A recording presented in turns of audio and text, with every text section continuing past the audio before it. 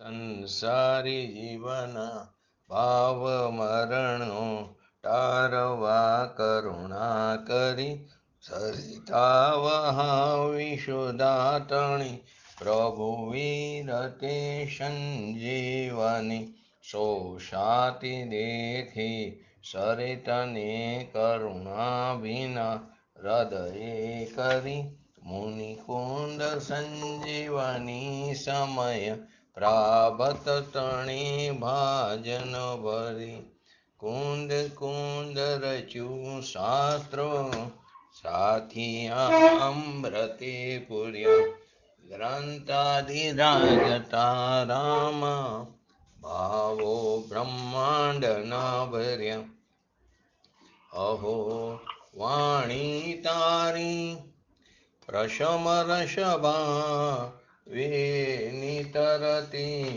મુમુક્ષુને પાતી અમૃત રસ અંજલિ ભરી ભરી અનાદિની મૂર્છા વિષતણી ત્વરાથી ઉતરતી વિભાવેતી થંભે સ્વરૂપ ભણી દોડે પરિણતિ તું છે નિશ્ચય ગ્રંથ ભંગ સગરા વ્યવહારના ભેદવા તું પ્રજ્ઞાક્ષિણી જ્ઞાનને ઉદયની સંધિ સહુ છેદવા સાથી સાધકનો તુમ્હાનો જગનો સંદેશમાં વીરનો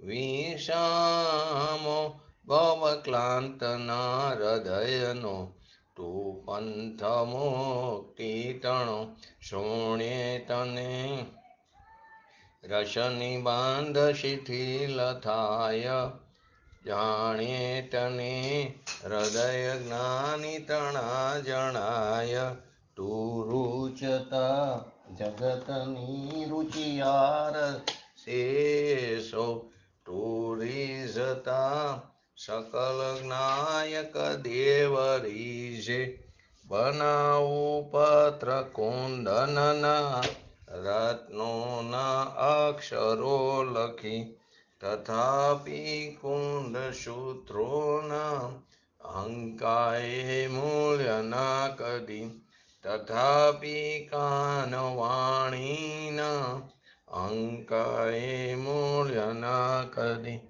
નમો રિંગટણમ નમો સિદ્ધાણમ નમો આયરણમ નમો વજણમ નમો લોય સવસાવણમ ચટારી મંગલમ અરિહંતા મંગલમ સિદ્ધા મંગલમ શાહુ મંગલમ કેવલી પંતો ધમો મંગલમ ચટારી લુગુટમાં અરિહંતા લુગુટમાં સિદ્ધા લુગુટમાં શાહુ લુગુટમાં કેવલી પંતો ધમો લુગુટમાં ચટારી શરણ ભજામી અરિહંતે શરણ ભજામી સિદ્ધે શરણ ભજામી શાહુ શરણ ભજામી કેવલી પંતો ધમો શરણ ભજામી બોલીએ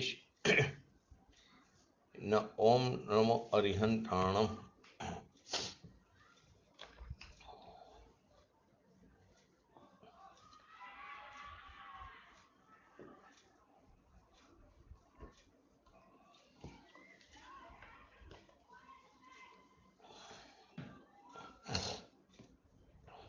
સમયસા ગ્રંથાધિરાજ 126 અને 127મી ગાથા પૂજ્ય ગુરુદેવશ્રીના પ્રવચનના આધારે સમજી રહ્યા છીએ.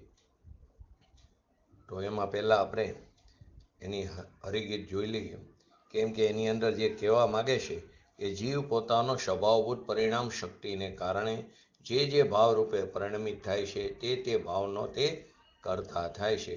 એટલે કે આત્મા જે ભાવને કરે છે તે ભાવરૂપ કર્મનો એ કરતા થાય છે.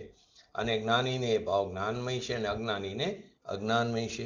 અજ્ઞાનીના ભાવ અજ્ઞાનમય હોવાથી અજ્ઞાની કર્મોને કરતા નથી, કર્મોને કરે છે, અને જ્ઞાનીના ભાવ જ્ઞાનમય હોવાથી જ્ઞાની કર્મોને કરતા નથી.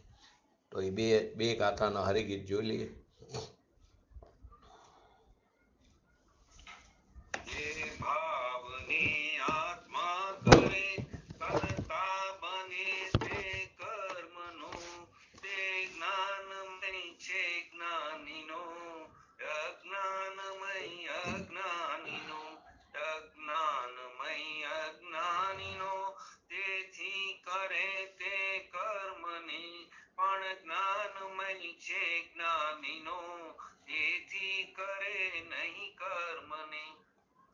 આપણે એની અંદર પૂજ્ય ગુરુદેવશ્રીના પ્રવચનના આધારે 127 નંબરની ગાથા સમજી રહ્યા છીએ. તો એમાં છેલ્લે અજ્ઞાનીને સમ્યક પ્રકારે એટલે કે સાચી રીતે સ્વપરનો વિવેક નહીં હોવાને કારણે પુણ્ય પાપ આદિ એ આશ્રવ તત્વ છે. આશ્રવ અને બંધ તત્વ તે ભિન્ન તત્વ છે. આત્મતત્વથી અજીવ તત્વ પણ આત્મતત્વથી ભિન્ન તત્વ છે. એટલે કે દયા, દાન, વ્રત, તપ, ભક્તિ આદિના જે પરિણામ છે એ બધા આશ્રવ તત્વ છે, રાગ તત્વ છે, બંધ તત્વ છે. એનાથી ભગવાન આત્મા કેવો છે? જ્ઞાયક તત્વ ભિન્ન છે, અબંધ તત્વ છે, અબંધ સ્વરૂપી છે, તે ભિન્ન તત્વ છે. અજ્ઞાનીને સમ્યક પ્રકારે, સમ્યક કેમ કીધું? એમ ગઈ વખતે લીધું હતું કે ધારણામાં તો આપણે લઈ લીધું અનંતવાર. અજ્ઞાની 11 અંગ પણ ભણેલો હોય છે ઘણીવાર, પરંતુ રાગથી આત્મા ભિન્ન છે.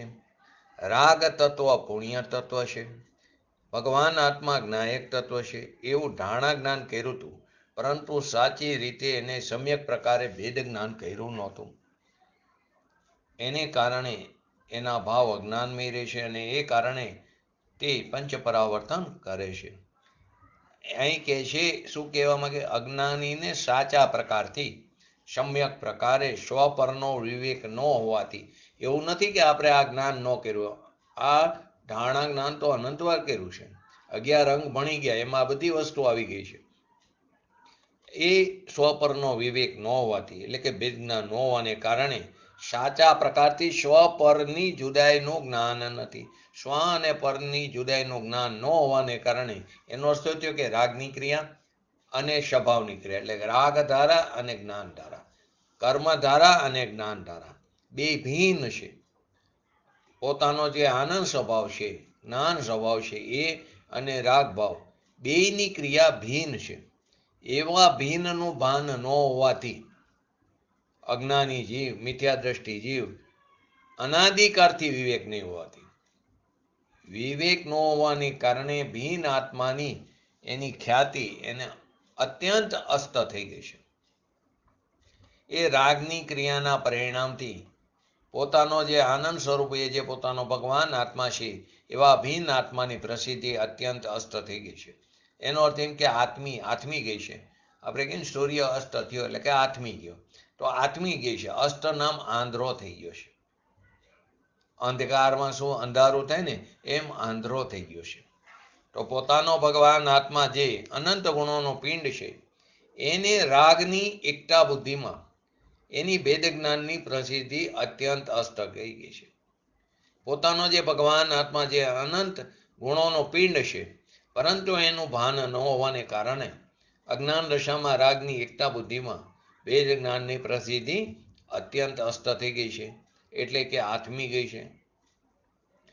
તો કે ક્યારથી અસ્ત થઈ ગયો? તો કે અનાદિકાળથી. જ્યાં સુધી સ્વભાવનું ભાન નથી કર્યું ત્યાં સુધી આ દશા છે. પોતાનો અતિન્દ્રિય આનંદનો નાથ પોતાનો ભગવાન આત્મા છે, એની ખબર નથી, એ તરફ દ્રષ્ટિ નથી, એનું લક્ષ્ય નથી. એવા અજ્ઞાનીને રાગ અને આત્માની પ્રસિદ્ધિ નથી.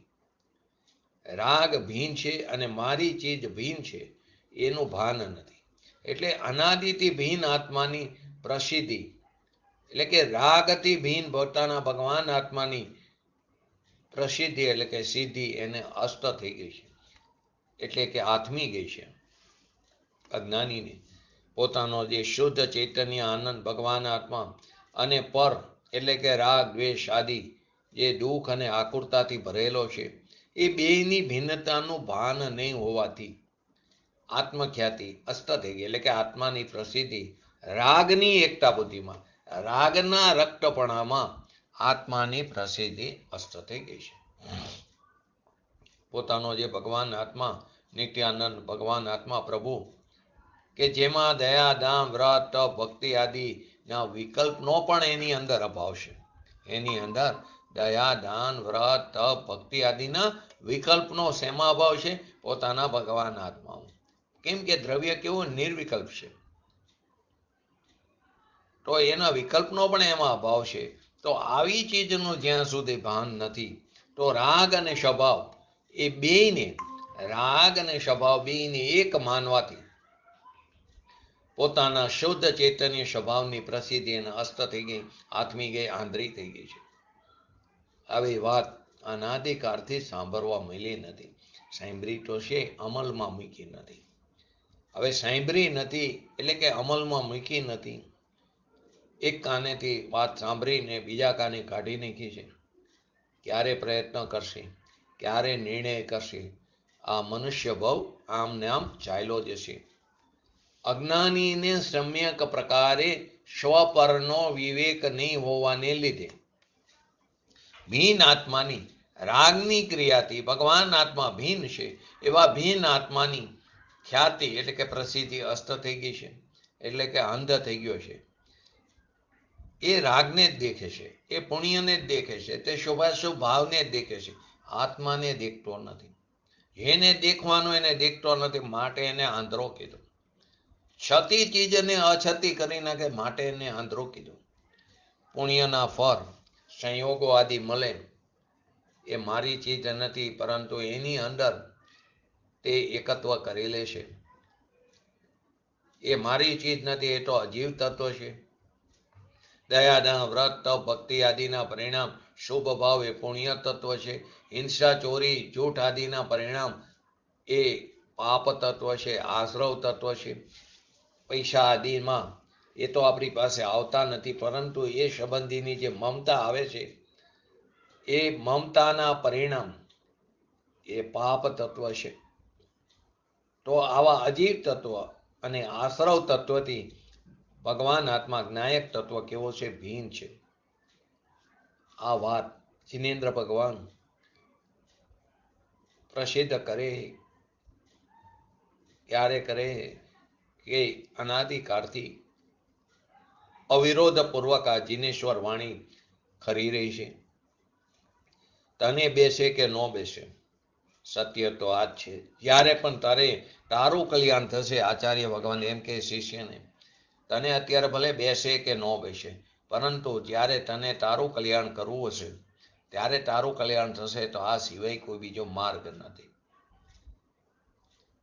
પરંતુ જે પોતાના ભગવાન આત્માની ખ્યાતિ પ્રસિદ્ધિ હોવી જોઈએ એની જગ્યાએ અજ્ઞાનીને એટલે કે આપણને રાગ, દ્વેષ, પુણ્ય, પાપ, શુભાશુભ ભાવની પ્રસિદ્ધિ અને એ પ્રસિદ્ધિમાં આત્માની પ્રસિદ્ધિ અષ્ટ થઈ ગઈ છે.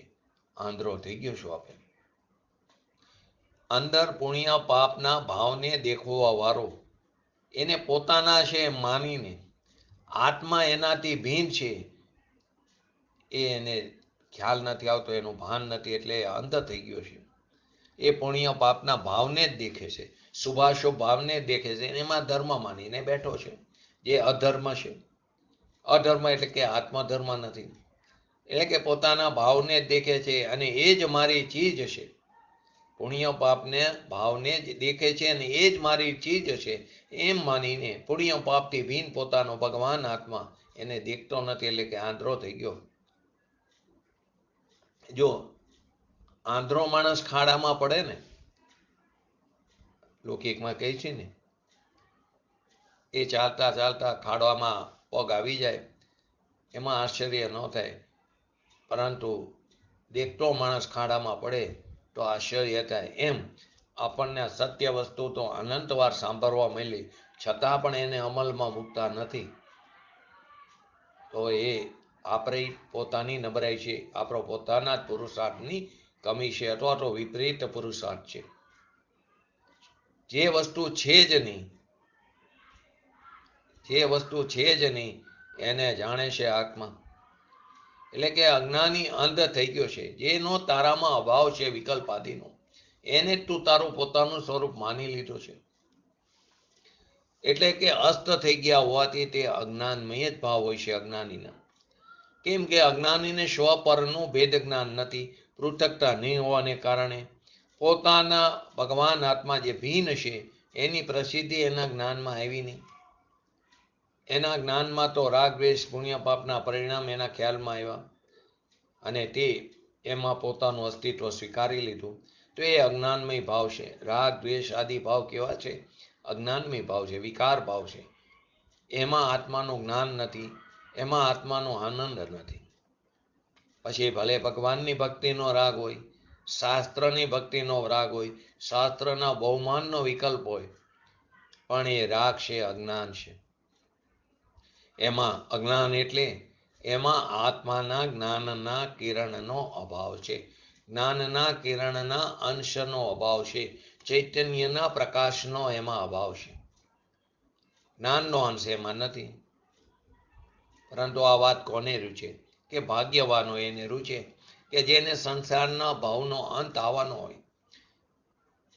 એવા જેને કેવરીના જ્ઞાનમાં જે જણાણું છે કે આ ભવ્ય જીવનો અંત આવવાનો છે, એને જ આ વાત રૂચશે. પછી પુરુષાર્થ આ કરે કદાચ એનો ઓછો પડે, પરંતુ ફરી એને સાચા દેવગુરુ શાસ્ત્રનું શરણ મળશે અને તેની અધૂરી સાધના પૂરી કરીને તે શુદ્ધિની પૂર્ણતા કરશે. ભગવાન આત્મા એને પુણ્ય પાપના તત્વથી ભીન ભગવાન છે. એ અજ્ઞાનીને ભીનનો ભાસ નહીં હોવાને કારણે આત્માની પ્રસિદ્ધિ એને નથી. એને દુનિયાની પ્રસિદ્ધિ છે, પોતાના ભગવાન આત્માની પ્રસિદ્ધિ નથી. અને બહારની પ્રસિદ્ધિમાં, બહારની વિસ્મયતામાં એ રોકાઈ ગયો છે. ભગવાન આત્મા જે રાગથી ભીન, એની અજ્ઞાનીને અંધકારમાં એટલે કે અજ્ઞાનમાં એને આત્માની પ્રસિદ્ધિ અષ્ટ થઈ ગઈ, અને રાગની પ્રસિદ્ધિ એને જાગૃત થઈ ગઈ છે. પુણ્ય પાપના ભાવની અજ્ઞાનીને પ્રસિદ્ધિ એનું ભાન છે, એટલા પૂરતું પોતાનું અસ્તિત્વને તે સ્વીકારે છે.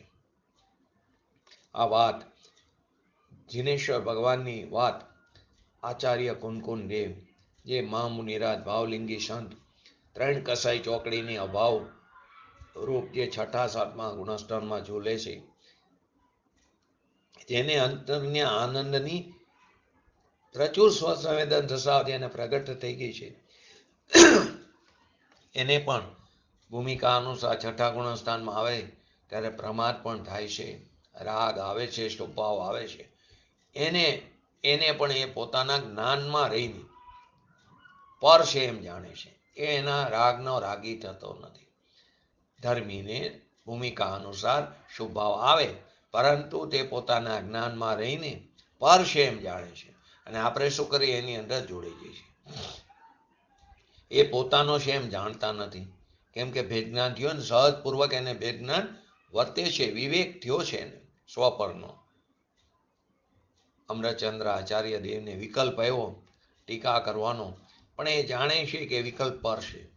મારી ચીજમાં એનો અભાવ છે, મારી ચીજમાં એ છે નહીં, હું મારામાં છું ને રાગ પર છે, એવું જાણીને રાગથી ભીન એ પોતાના સ્વચતુષ્યમાં રહે છે. આ વસ્તુ સમજવી અઘરી પડે, માટે લોકોને તો સીધો સારો સરળ રસ્તો કે દયા ધર્મ વ્રત તપ કરો, પૂજા કરો, ઉપવાસ કરો, વ્રત કરો, એનાથી ધર્મ થશે. ધર્મ નહીં થાય. સ્વના લક્ષ વગર બધું નકામું છે. અને સ્વનું લક્ષ કર્યા પછી પણ આ જે થાય છે સ્વભાવ છે, તે ધર્મ નથી. રસ્તામાં આવે છે, પરંતુ એનાથી આત્માની પ્રાપ્તિ નહીં થાય. અજ્ઞાનીને અજ્ઞાનમય ભાવ જ હોય છે. અજ્ઞાનીને રાગ દ્વેષ પુણ્ય પાપ આદિના જે ભાવ હોય છે, એ અજ્ઞાની છે, એને અજ્ઞાનમય હોય છે. એ અજ્ઞાન છે, અને અજ્ઞાનીને એનું વિજ્ઞાન નથી. તેથી રાગમય ભાવ જ એને હોય છે, એટલે કે અજ્ઞાન જ હોય છે. અજ્ઞાન એટલે ફરી વાત એ મિથ્યાત્વ નહીં. અજ્ઞાન એટલે એની અંદર ચૈતન્યના નૂરના પૂરનો અભાવ છે.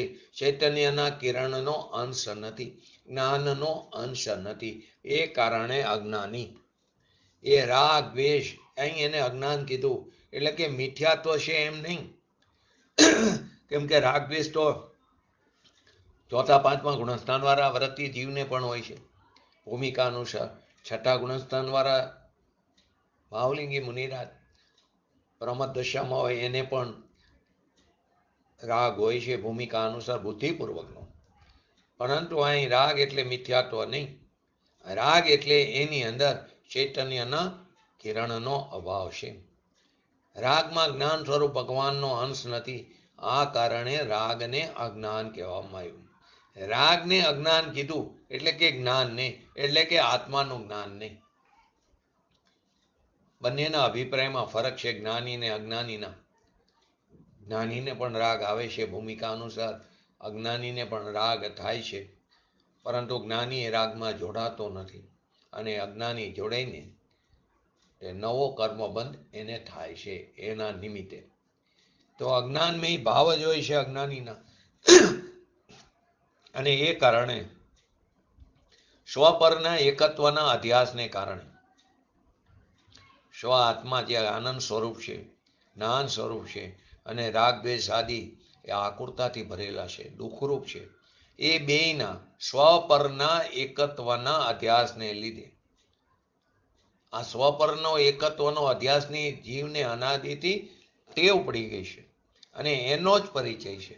માટે કે શ્રુત પરિચિત અનુભૂતા એ વાત સાંભળી છે અને એ વાત જ પરિચયમાં આવી. આગળ સમયસરમાં કીધું ને, પાછા દોડવું હોય ને ઢાર મળે ને, પાણીને ઢાર મળે તો વહેતું થઈ જાય, એમ પિયરિયું સ્ત્રી રોતી હોય તો એને પિયરિયું મળે તો વધારે રોવે, દોડવું હોય ને ઢાર મળે એમ. એક તો અજ્ઞાનીની અજ્ઞાન દશા છે અને એને રાગ અને સ્વપરનો એકત્વનો અધ્યાસ છે, તો એમાં માએ ઉપદેશ દેવાવાળા પણ એવા મળી જાય, કેમ કે એની હોનાર જ એવી, એનો ઉપદેશ દેવાવાળા પણ એવા મળી જાય. શુભ ભાવથી ધર્મ થાય છે, પરિચયમાં આવ્યું છે. રાગની એકતાનો એને અનુભવ છે. એ હોતા સ્વપરના એકત્વના અધ્યાસને લીધે એ જીવ સંસારમાં રખડે છે. ભગવાન તો ખરેખર જાણન દેખન જ્ઞાતા દ્રષ્ટા છે, એનું એને ભાન નથી, એનો એને પરિચય નથી. પોતાનો ભગવાન આત્મા જે રાગથી ભીન છે, પરંતુ અજ્ઞાનીને રાગ અને વિતરાગી સ્વભાવ એ બેયની એકતાનો અધ્યાસ થઈ ગયો અને એટલો બધો આપણને દ્રઢ થઈ ગયો હોય, માટે એના માટે પુરુષાર્થ પણ કેવો જોશે, પ્રબળ જોશે, સ્વના લક્ષ્ય. પૃથકતાનો અભ્યાસ હોવો જોઈએ, પૃથકતાનો અધ્યાસ હોવો જોઈએ વેદજ્ઞાન રૂપી. એને ઠેકાણે આપણે શું કર્યું, એકતાનો અધ્યાસ થઈ ગયો. રાગ દેશથી મારો સ્વભાવ ભિન્ન છે એવી પૃથકતાનો અધ્યાસ હોવો જોઈએ. એની જગ્યાએ રાગ દ્વેષમાં જ પોતાનું અસ્તિત્વ સ્વીકારી લીધું હોય, એની અંદર રક્તપણું કરી લીધું હોય, ખરેખર વિરક્તપણું કરવાનું, તે એકતાનો અધ્યાસ થઈ ગયો છે. અને એ અધ્યાસને કારણે પોતાના આત્મ સ્વરૂપથી એ ભ્રષ્ટ થઈ ગયો છે. પોતાના આત્મ સ્વરૂપમાંથી અજ્ઞાની જીવ ભ્રષ્ટ થઈ ગયો છે. જાણન દેખન જે ભગવાન આત્મા એ રાગની ક્રિયા અને આત્માની જે વિતરાગી છે ભગવાન આત્મા, એ બંનેને એક માનવાથી આત્માના જ્ઞાન આનંદ શાંતિ આદિથી એ ભ્રષ્ટ થઈ ગયો છે. એનાથી તે વિમુખ થઈ ગયો છે અને એમાં જ પોતાનું સ્વરૂપ સ્વીકારી લીધું હોય, એમાં જ પોતાનું અસ્તિત્વ સ્વીકારી લીધું છે. એનાથી ભ્રષ્ટ થઈને નિજમાંથી ભ્રષ્ટ થયો છે. પર એવા રાગદ્વેષ સાથે એકત્વ કર્યું, જ્યાં વિરક્ત થવાનું હતું ત્યાં રક્તપણું કર્યું, તો નિજમાંથી ભ્રષ્ટ થઈને રાગની એકત્વ બુદ્ધિમાં રાગને પોતાનો માનીને એની અંદર પોતાનું અસ્તિત્વનો સ્વીકાર કરીને રાગની સાથે એકત્વ કરીને એક થઈને એને અહંકાર પ્રવર્તો છે અજ્ઞાનીને. પુણ્ય પાપ, પુણ્યના ભાવ, પાપના ભાવ, એ હું છું, અહીંયા અહમ થઈ ગયો. અહમ ક્યાં આવવો જોઈએ? જ્ઞાનાનો ભગવાન આત્મામાં આવવો જોઈએ. એને છોડીને રાગમાં અહમ આવી ગયો, વિભાવમાં અહમ આવી ગયો. આવો જેને અહંકાર પ્રવર્તો છે એવો અજ્ઞાની જીવ હું ખરેખર રાગી છું, હું રાગનો કરવા વાળો છું, એટલે કે હું રાગી છું, એનો જ્ઞાતા દ્રષ્ટા આનંદ સ્વરૂપ ભગવાન આત્મા એની પ્રસિદ્ધિ થવી જોઈએ, એની જગ્યાએ હસ્ત થઈ ગઈ છે. એટલા જ માટે એને અપૂર્વ વાત કરી. પૂર્વે આપણે ક્યારે આ પ્રગટ કર્યું નથી, અનંત કાળમાં ક્યારે આ કાર્ય થયું નથી. અનંત કાળમાં આપણે અનંત વાર દિગંબર મુનિપણું ધારણ કર્યું, મિથ્યા દ્રષ્ટિએ દ્રવ્યલિંગી મુનિપણું ધારણ કર્યું, પંચ મહાવ્રતોનું પાલન કર્યું, 5 સમિતિ 3 ગુપ્તિ 28 મુરગુણોનું પાલન કર્યું, નગ્ન દિગંબરપણું ધારણ કર્યું, પરંતુ એકવાર આત્મા ઉપર દ્રષ્ટિ ન કરી, એનો સંગ ન કર્યો અને એ નગ્ન દિગંબર મુનિપણું યથાયોગ્ય કર્યું આચરણ, અને એના ફળ સ્વરૂપે 9મી ગ્રેવ્ય સુધી પણ અનંતવાર ગયા. આવા મિથ્યા દ્રષ્ટિ દ્રવ્યલિંગી મુનિપણું જેને વંદનીય કીધું, એવું મિથ્યા દ્રષ્ટિ દ્રવ્યલિંગી મુનિ એટલી બધી વાર કર્યું છે કે કમંડળનો ઊંડો ઢગલો કરો ને તો મેરુ પર્વત જેટલો ઊંચો થાય એટલું બધી વાર મુનિપણું ધારણ કર્યું. પરંતુ 6 ધારામાં આવે ને, મુનિ વ્રત ધાર અનંત બેર ગ્રેવ્ય ક ઉપજાયો, પણ આત્મજ્ઞાન બિન લેશ સુખ ન પડે. એવું કોઈ કાર્ય બાકી રહી ગયું કે જેથી એને સાચા સુખની પ્રાપ્તિ ન થઈ. બાકી બધા ઉપાય કરી લીધા, પરંતુ સાચું સુખ કેવી રીતે પ્રાપ્ત થાય એ વિધિ એને મળી નહીં અને એ તરફ પુરુષાર્થ ન કર્યો. આ બધી ક્રિયા એ રાગની ક્રિયા છે. તો પ્રશ્ન થાય, એની કાલલબ્ધિ નહીં પાકી હોય, ખરેખર તો એનો પુરુષાર્થ જ એટલો પ્રબળ નથી. કાલલબ્ધિ પુરુષાર્થથી જ આવે છે. સમ્યક પુરુષાર્થ થાય, સાચો પુરુષાર્થ, પ્રબળ પુરુષાર્થ, તેની કાલલબ્ધિ ભવિતવ્યતા બધા સમય યોગ્ય રીતે જ થાય, બધા ચોકઠા ગોઠવાઈ જાય છે. કેમ કે ક્રમબદ્ધમાં જે આવે છે એ ક્રમબદ્ધની અંદર એનો સ્વીકારમાં એના પુરુષાર્થમાં જ અકર્તાપણું આવી જાય છે. કાલલબ્ધિમાં ક્રમસર જે આવવાનું છે એ જ આવે છે, પણ આવો નિર્ણય કરવા વાળાને રાગના અકર્તાપણાનો પુરુષાર્થ થઈ જાય અને એને જ્ઞાતા દ્રષ્ટાનો પુરુષાર્થ થઈ જાય. જો અન્ય દિગંબર જૈન મતમાં ક્રમબદ્ધને માનતા નથી, ક્રમ નિયમિત માને, એક પછી એક આવે, પણ આના પછી આ જ આવે એવું સ્વીકારતા નથી. શુદ્ધ તેરાપંથીની વાત કરું, 20 પંથીની તો વાત નથી, તો કે એમાં પુરુષાર્થનો છેદ ઉડી જાય. પુરુષાર્થનો છેદ ઉડતો નથી, ત્યાં એને રાગના અકર્તાપણાનો પુરુષાર્થ થઈ જાય, એને જ્ઞાતા દ્રષ્ટાપણાનો પુરુષાર્થ થઈ જાય. એ નિર્ણયની અંદર જ. તો કે સર્વ વિશુદ્ધ અધિકારમાં લખ્યું છે, ક્રમબદ્ધ થશે, સમયમાં એ જે ક્રમ પર્યાય છે તે થશે, જે થવા વાળી એ થશે, પણ એનો નિર્ણય કોને થશે? કે જે રાગનો અકર્તા થાય છે, જે જ્ઞાતા દ્રષ્ટા થાય છે, એને જ ક્રમબદ્ધનો સાચો નિર્ણય થાય. અથવા બીજી સરળ ભાષામાં કહી, સમ્યક દ્રષ્ટિને જ ક્રમબદ્ધનો યથાર્થ નિર્ણય થાય, અને ક્રમબદ્ધનો યથાર્થ નિર્ણય થાય એ સમ્યક દ્રષ્ટિ જ હોય. બોલવામાં શબ્દ ભાષણમાં તો બરાબર જે કાર્ય જે થવાનું એ થયા વગર નહીં રહે. જો અન્ય મતમાં પણ 6ઠ્ઠીના લેખ એને કોઈ મિથ્યા કરી શકતા નથી એવું વાત આવે, પણ છતાં પણ એ ફેરવવાના પ્રયત્નો કરી છે. અન્ય મતમાં એમ કે આમ જ થવાનું હશે એમ પણ કરે, પરંતુ અભિપ્રાયમાં તો ફેરવવાનો પ્રયત્ન પડ્યો હોય છે. તો ક્રમબદ્ધનો સાચો નિર્ણય તો સમ્યક દ્રષ્ટિને વિતરાગી ધર્મી જીવને હોય છે. જો પહેલાના જમાનામાં, હવે તો એ બધું સંયુક્ત કુટુંબ રહ્યું નથી, પણ પહેલાના જમાનામાં 4-5 ભાઈઓ હોય, ઘણીવાર ધંધો ભેગો હોય, રસોડું જુદું હોય. આ એમ કે છે અજ્ઞાની જીવને રાગનું રસોડું ભેગું છે. રાગ એ મારો છે, મારો પાક એ રાગ જ છે. મારો પાક રાગ એટલે કે દયાદાનનો ભાવ એ મારો પાક છે. અજ્ઞાનીને કેમ કે રાગમાં અહંકારપણું પ્રવર્ત્યું છે, અહીંયા અહમપણું પ્રવર્ત્યું છે. પણ રાગથી ભિન્ન મારી ચીજ જે આનંદ કંદ સ્વરૂપ છે, જેની અંદર શાશ્વત સુખ પડ્યું છે, એ વાત એને અસ્ત થઈ ગઈ છે. અજ્ઞાનીને રાગ દ્વેષની સાથે એક થઈને એને અહંકાર પ્રવૃત્તો છે. પોતે સ્વયં કર્મના કારણે નહીં, સ્વયં જ હું વાસ્તવમાં રાગી છું એમ માને છે. રાગનો કરતા થઈને હું રાગી છું એમ માને છે. હું પુણ્યવાન છું, હું પુણ્ય કરું છું, હું દયાદાન કરું છું, હું ભક્તિ કરું છું, હું ધર્મ કરું છું, જેને ધર્મ માનીને બેઠો છે એ જ હું છું એમ એ અજ્ઞાની માને છે.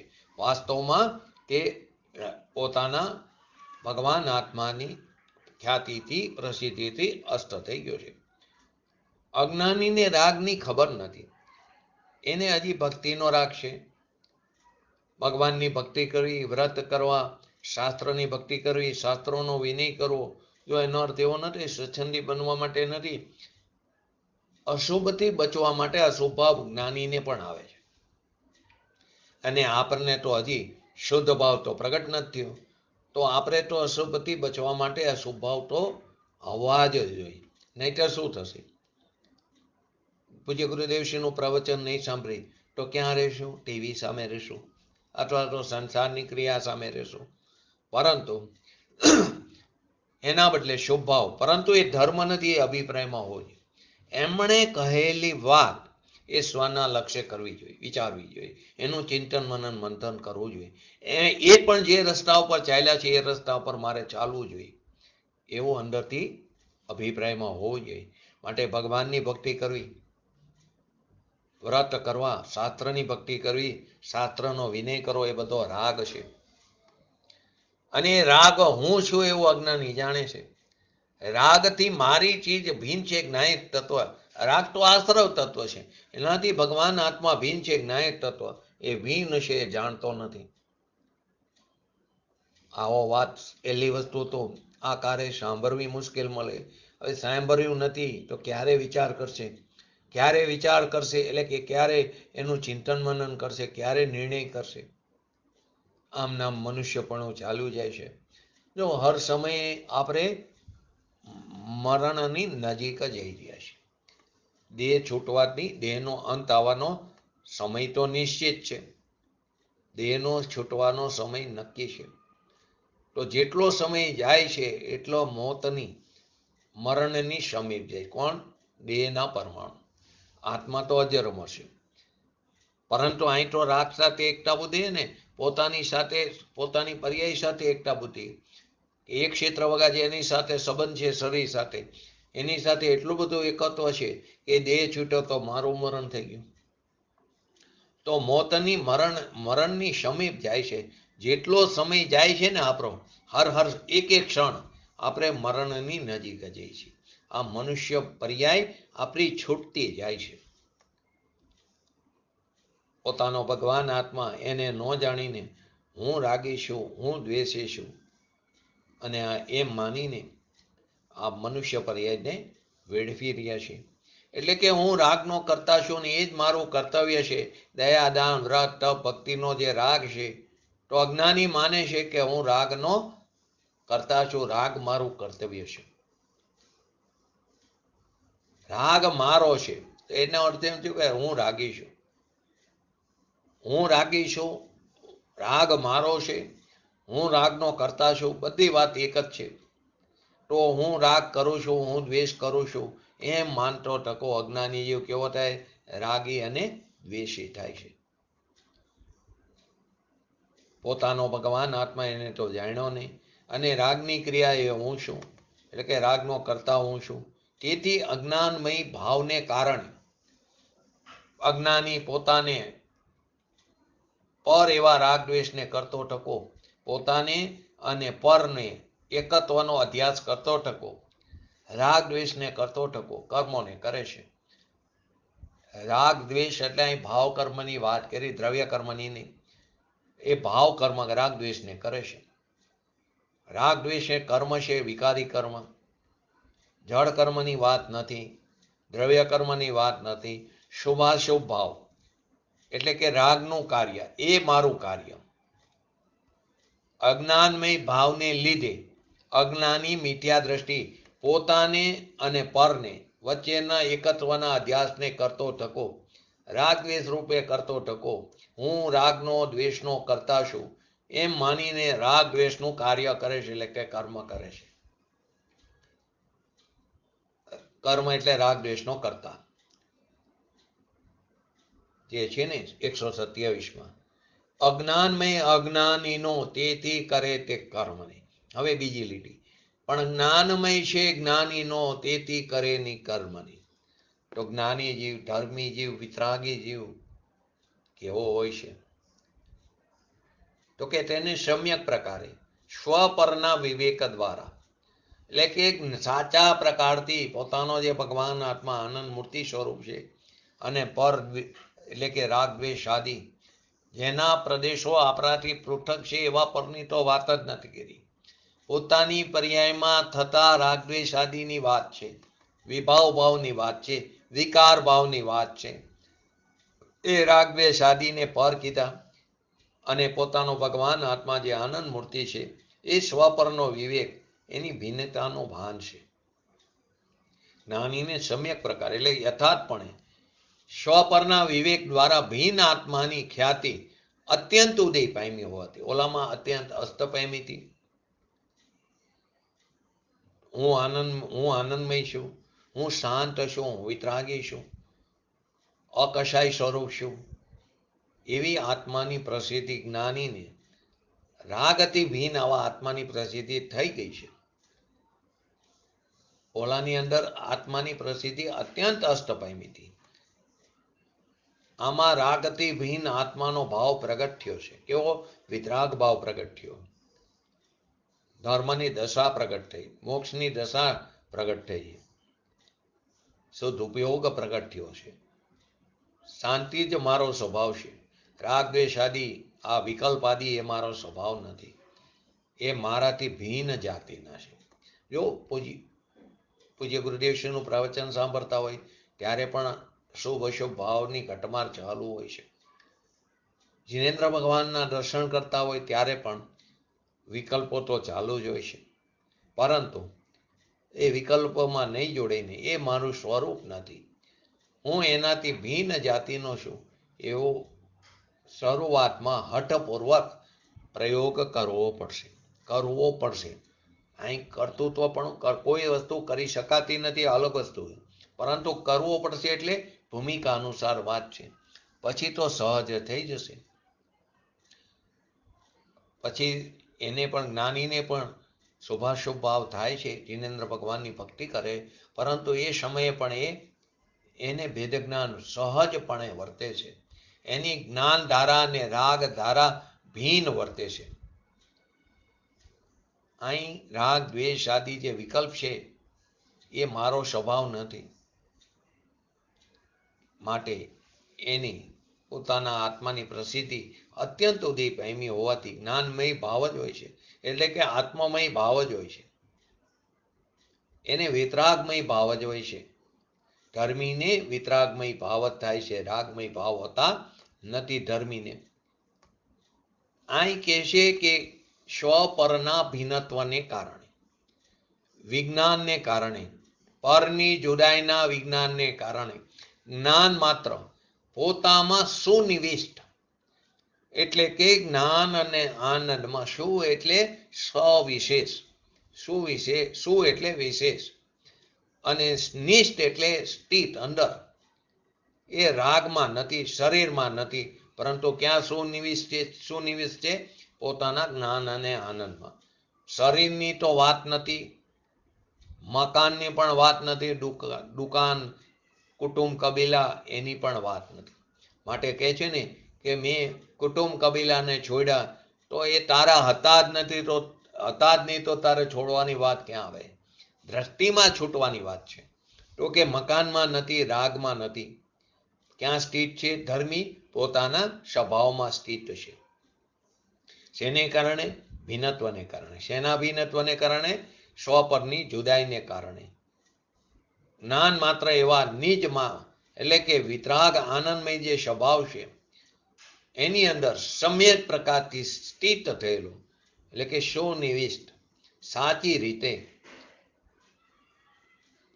જ્ઞાન, આનંદ, શાંતિ, સ્વચ્છતા, પ્રભુતા આદિ અનંત જે એના ગુણો છે એની અંદર સ્થિત, એ એની પ્રજા છે, એ એનું કુટુંબ છે, જેનાથી તે અશૂન્ય છે.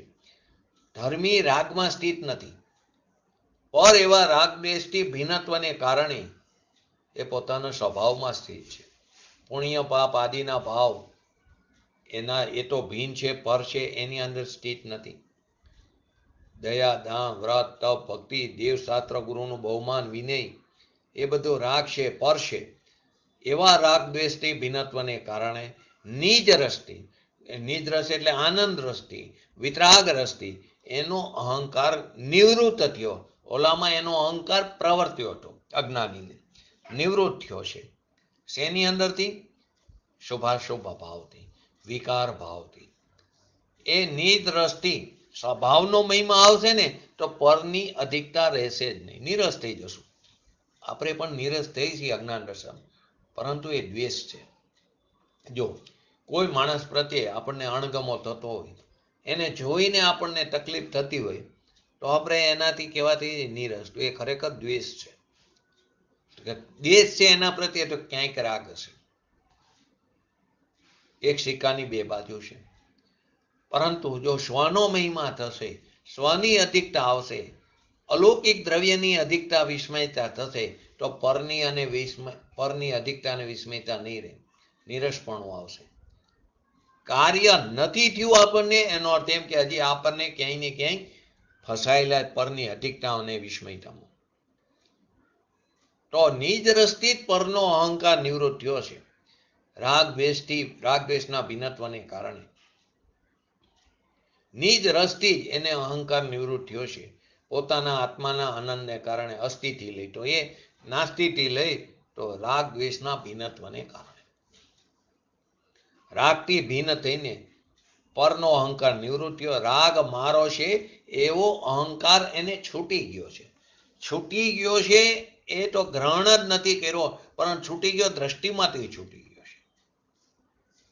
લક્ષ્મી મારી છે, શરીર મારું છે, સ્ત્રી પુત્ર મારા છે, એ વાત તો ક્યાંય દૂર રહી ગઈ, કેમ કે એના પ્રદેશો અને મારા પ્રદેશો ભિન્ન છે. પરંતુ દયા, દાન, વ્રત, તપ, ભક્તિ આદિ સાચા દેવગુરુ શાસ્ત્રોનો વિનય આદિનો રાગ એ મારો છે, એનાથી જ્ઞાની જીવ નિવૃત્ત થઈ ગયો છે. છતાં એને પણ વિનયનો વિકલ્પ આવે છે, પરંતુ એ રાગનો રાગી થતો નથી. પરંતુ અજ્ઞાની જીવ એની ક્રિયાથી એ મૂલ્યાંકન કરી શકતો નથી ને કરવું જ ન જોઈએ. પોતાને ક્યાં અહમપણું એને પોતાના સ્વભાવમાં અહમપણું છે. રાગ મારો છે એવો અહંકાર જ્ઞાનીને છૂટી ગયો છે. તો બહારના સંયોગો આદિ, સ્ત્રી, કુટુંબ, કબીલા આદિ, પૈસા મારા, મકાન મારું, દુકાન મારી, એ વાત તો ક્યાંય દૂર રહી ગઈ. અહીં તો કહે છે ભલે તને રાગની આસક્તિ ન છૂટે. આસક્તિ અને અનાસક્તિ વચ્ચે ફરક છે. જ્ઞાનીને પણ આસક્તિ હોય, અનાસક્તિ નથી. શું કહે છે? ભલે તને રાગની આસક્તિ ન છૂટે, પણ શ્રદ્ધામાં રાગનો અહંકાર છૂટી જવો છે. રાગની આસક્તિ તો જ્ઞાનીને પણ હોય છે, પરંતુ એનો અહંકાર એટલે કે મારી ચીજ છે શ્રદ્ધામાંથી છૂટી ગયો છે. એ અનાસક્તિ કીધું, શ્રદ્ધામાંથી છૂટો. અનાશક્તિનો અર્થ જ શ્રદ્ધામાંથી છૂટી ગયો છે. જ્ઞાનીને તો રાગ ભીન ભાસે છે તો અનાસક્તિ થઈ જાય. આસક્તિ તો છે પુરુષાર્થની નબળાઈને કારણે, ચારિત્ર મૌન્યના ઉદયને કારણે, એના નિમિત્તે આપણને એ દુનિયાને દિગંબર મતની વાત એકાંત જેવી લાગે, નિશ્ચયાભાસ જેવી લાગે, કે વ્યવહારનો લોપ કરે છે એવું લાગે. વ્યવહારનો લોપ નથી થતો. વ્યવહાર તો વ્યવહાર તરીકે પૂજનીય છે. વ્યવહારનો જો લોપ કરશો તો જીનેન્દ્ર ભગવાનની દિવ્ય ધ્વનિનો, શિનેન્દ્ર ભગવાનના દર્શનનો, પૂજ્ય ગુરુદેવશ્રીના પ્રવચનોનો, જીન મંદિરોનો લોપ થઈ જશે. પરંતુ કહેવા શું માગે? વ્યવહાર ભૂતાર્થ નથી, કથનથી ભૂતાર્થ નથી, અને કથનથી અભૂતાર્થ પણ નથી. કથનથી ભૂતાર્થ નથી એટલે કે આશ્રય કરવા લાયક નથી, એનાથી આત્માની પ્રાપ્તિ નહીં થાય. અને કથનથી જ અભૂતાર્થ એટલે વ્યવહાર છે, વ્યવહારનો વિષય પણ છે. કથનથી ભૂતાર્થ એટલે એનો છે વિષય, અને અભૂતાર્થ એટલે એ આશ્રય કરવા લાયક નથી, આદરણીય નથી, હે છે. પરંતુ જો સર્વતા વ્યવહારનો લોપ કરશું તો નિશ્ચયની પ્રાપ્તિ કેવી રીતે થશે? વ્યવહાર તો એ નિશ્ચયનું કેવું છે? પ્રતિપાદક છે, અને નિશ્ચય પ્રતિપાદ્ય, પણ નિશ્ચયને પામવા માટે વ્યવહારનું છૂટવું પણ જરૂરી. જેવી રીતે કપડું હોય એના ઉપર મેલને કાઢવા માટે સાબુ લગાડી છે, તો સાબુ મેલને તો કાઢે, પણ સાબુનું છૂટવું પણ જરૂરી છે. એવી રીતે વ્યવહાર નિશ્ચયને પામવા માટે વ્યવહાર હોવો જરૂરી છે, અને નિશ્ચય પામે એટલે વ્યવહારનો નિષેધ થવો પણ જરૂરી છે. તો વ્યવહારનો લોપ કરે એવું લાગે બીજાને, પરંતુ એમ નથી. વ્યવહાર વ્યવહાર તરીકે છે, પણ તે આદરણીય નથી. એટલે વ્યવહાર એટલે જેટલી રાગની ક્રિયા છે પોતાની માનવી, એ મિથ્યા દ્રષ્ટિ છે, એ અજ્ઞાની છે.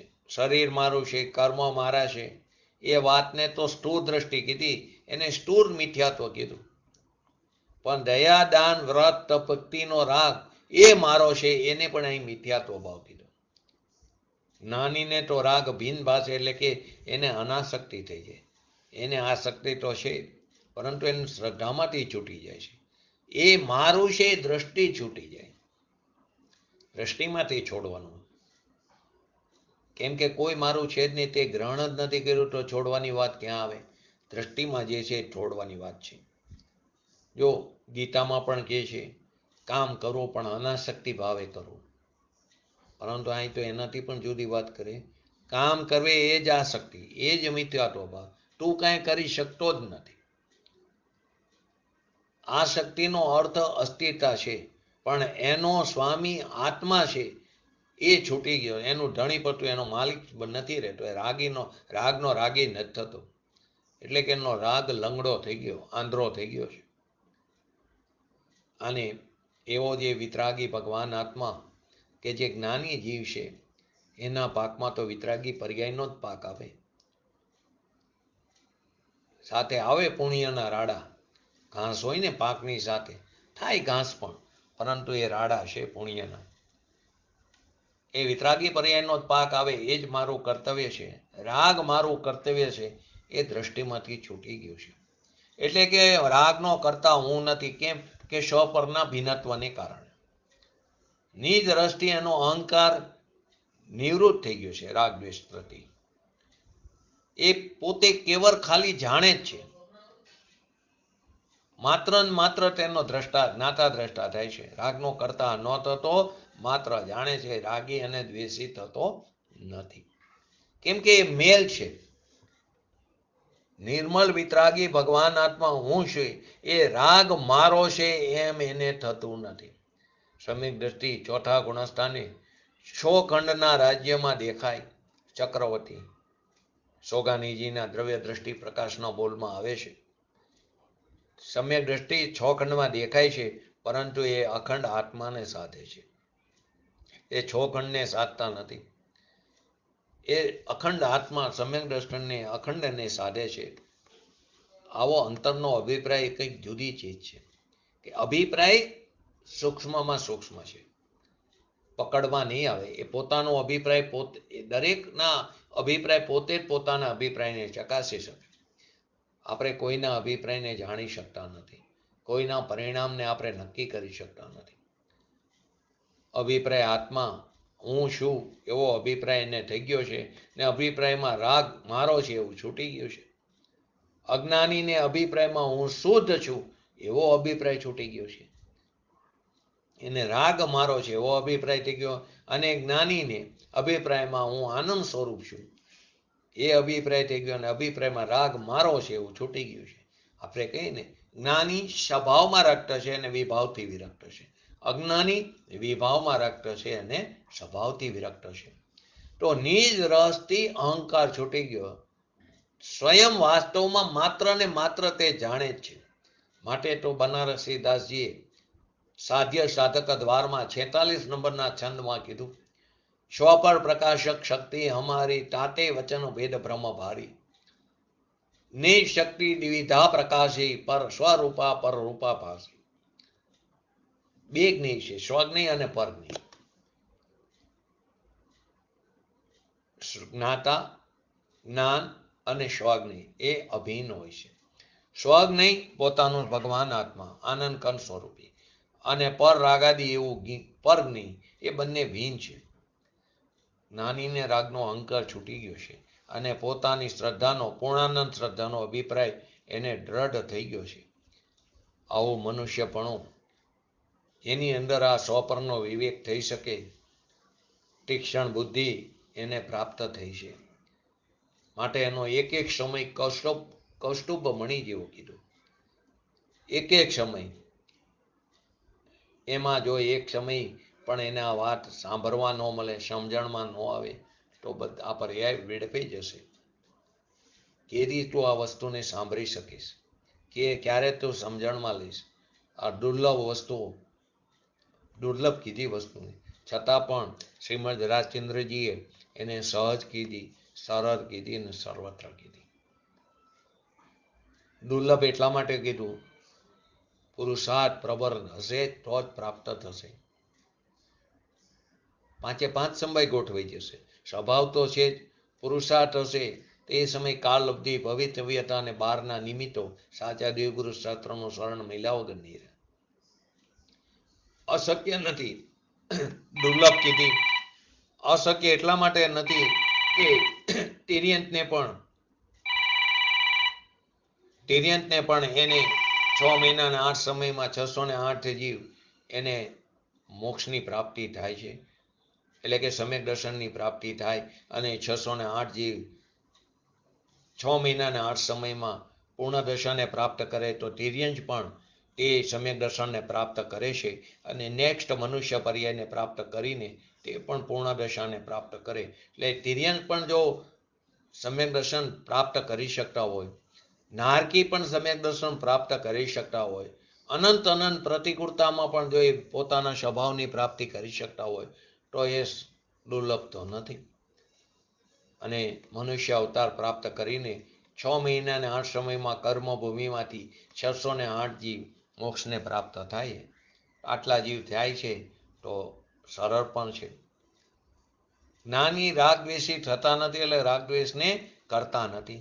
જ્ઞાનમય ભાવને કારણે, વિતરાગમય ભાવને કારણે જ્ઞાની ધર્મી પોતાને અને પરને રાગદ્વેષ રૂપે નહીં કરતો ટકો, એ કર્મોને કરતો નથી. જો બીજી લીટી પણ જ્ઞાનમય છે જ્ઞાનીનો, તેથી કરે નહીં કર્મને. રાગ દ્વેષ રૂપી કર્મોને કરતો નથી, એટલે કે કાર્યને કરતો નથી. રાગ દ્વેષ રૂપી કર્મ નામ ભાવ કર્મ, એને કરતો નથી. જળ કર્મની વાત નથી. દયા, દાન, વ્રત, તપ, ભક્તિ એ સંબંધી જે રાગ છે, ક્રોધ, માન, માયા, લોભ, એ જે ભાવ છે એ ભાવ કર્મનો જ્ઞાની કરતા નથી. પરંતુ આ કાર્ય ખોટા રસ્તા ઉપર, કેમ કે 363 પાખંડી મત છે, લોકોને બીજા માર્ગ ઉપર ચડાવી દીધા. જાત્રા કરો, સમેત શિખરની જાત્રા કરો, 49 ભવ કરશો તો મોક્ષની પ્રાપ્તિ થશે. 49 વાર જાત્રા કરશો તો મોક્ષની પ્રાપ્તિ થશે. ત્રીજા ભવે કે અલગ અલગ માન્યતા છે. ગમે એટલી જાત્રા કરશો એનાથી આત્માની પ્રાપ્તિ નહીં થાય. જાત્રા એટલે જાતને તારવી. શ્વેતાંબર મતમાં 99 વખત શેત્રુંજયની જાત્રા કરો તો મોક્ષની પ્રાપ્તિ થશે. મોક્ષની પ્રાપ્તિ એમ નહીં થાય, સ્વભાવના લક્ષ્ય થાય છે. લોકોને ઊંધા માર્ગે ચડાવી દીધા. જાત્રા કરો, ભક્તિ કરો, પૂજા કરો, વ્રત કરો, ઉપવાસ કરો, ધર્મ થઈ જશે. રખડવાના રસ્તા બતાવ્યા છે, મિથ્યાત્વના રસ્તે થશે. તો આટલું બધું કરી તો પ્રશ્ન થાય, કંઈક તો થશે ને. 100% થશે. જન્મ મરણ સફળ થશે, મોક્ષ સફળ થશે, મિથ્યાત્વનો ભાવ થશે, અને એના ફળ સ્વરૂપે નિગોદમાં ચાલ્યા જશું. મિથ્યા શ્રદ્ધાના ફળમાં અનંતકાળ સુધી એ નિગોદમાં ચાલ્યો જશે. અનંતકાળે ત્રસપણું પ્રાપ્ત નહીં થાય એવી જગ્યાએ જઈને પટકાશું. માટે કહેશે, પોતાને રાગ દ્વેષ રૂપે ન કરતા ટકા જ્ઞાની, ભાવ કર્મને જ્ઞાની કરતો નથી. જળ કર્મની તો વાત નથી. જળ કર્મને તો અજ્ઞાની પણ નથી કરતો, પણ જળ કર્મને જ્ઞાની અજ્ઞાની એકે નથી કરતો, પણ ભાવ કર્મને અજ્ઞાની કરે અજ્ઞાન દશામાં. તો અહીં તો ભાવ કર્મને પણ જ્ઞાની કરતો નથી, કેમ કે જળ કર્મ તો જળની પર્યાય સ્વતંત્ર બને છે. તો અહીં તો જ્ઞાની રાગદ્વેષ રૂપી કાર્યને પણ કરતો નથી, એનો જાણનાર દેખનાર રહે છે. અભિપ્રાયમાં રાગનો કરતા જ્ઞાની થતો નથી. જો વારંવાર અભિપ્રાયની વાત આવે છે, માટે જ કઈ સૌથી પહેલો અભિપ્રાય ફેરવવો પડશે, કેમ કે અભિપ્રાયનું ફર અનંત ગણું છે. જ્યાં સુધી અભિપ્રાય નહીં ફરે ત્યાં સુધી પરિણામ અને ક્રિયા નહીં થાય, કેમ કે ક્રિયાનું ફળ તો શૂન્ય છે, પરિણામનું ફળ 100% છે. પરિણામ તે ગાડીની પૈડા છે, અભિપ્રાય તે સ્ટીયરિંગ છે. તો એનો અભિપ્રાયમાં જાણનાર દેખનાર રહેવાવાળો છે. રાગનો કરતા જ્ઞાની થતા નથી, અને અજ્ઞાની અભિપ્રાયમાં રાગનો કરતા થઈને આત્માનું અજ્ઞાન કરે છે. રાગી અને દ્વેષી જ્ઞાની થતો નથી, એટલે કે કરતો નથી. તેથી જ્ઞાનમય ભાવને લીધે જ્ઞાની પોતાને અને પર એવા રાગદ્વેષને નહીં કરતો ટકો એ કર્મોને કરતો નથી. એટલે કે રાગથી ભગવાન આત્મા ભિન્ન, આ જે 9 તત્વ છે તે ભિન્ન છે પોતાના ભગવાન આત્માથી. એમાં જીવ તત્વની પણ આવે, એ પર્યાયની અપેક્ષા વાત છે.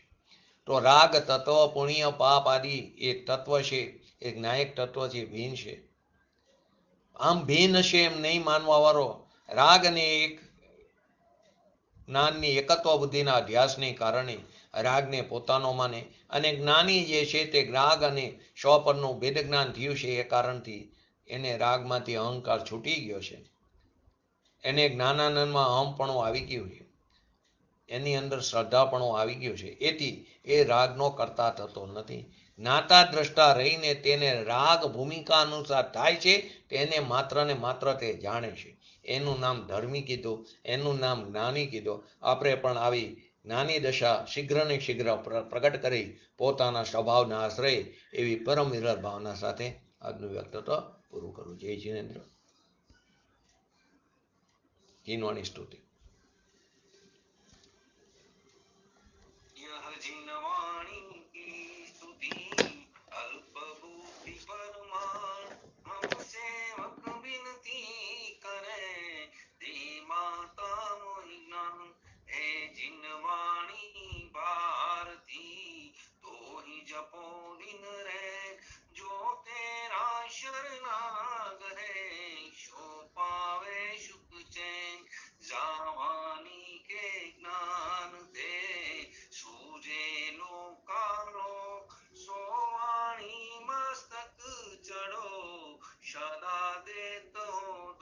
નમો રિંગટાણમ, નમો સિદ્ધાણમ, નમો હરણમ, નમો વજાણમ, નમો લોએ શવસવણમ, ચટ્ટારી મંગલમ રેહંતા મંગલમ, સિદ્ધો મંગલમ, સૌ મંગલમ, કેવલી પંતો ધર્મો મંગલમ, ચટ્ટારી લોકોટમાં રેહંતા લોકોટમાં, સિદ્ધાલ લોકોટમાં, શાહુલ લોકોટમાં, કેવલી પંતો ધર્મ લોકોટમાં, ચટ્ટારી શરણ ભોજામી, અરેહંતે શરણ ભોજામી, સિદ્ધે શરણ ભોજામી, સાહુ શરણ ભોજામી, કેવલી પંતો ધર્મો શરણ ભોજામી. બોલીએ શ્રી પંચ પરમેષ્ઠી ભગવંતોનો જયો, બોલીએ શ્રી જીનવાણી માતનો જયો, બોલીએ શ્રી પરમ પૂજ્ય પરમ ઉપકારી શ્રી સદગુરુ દેવનો જયો, બોલીએ શ્રી પ્રસમૂર્તિ ભગવતી માતનો જયો, બોલીએ શ્રી સનાતન જૈન દિગંબર ધર્મનો જયો.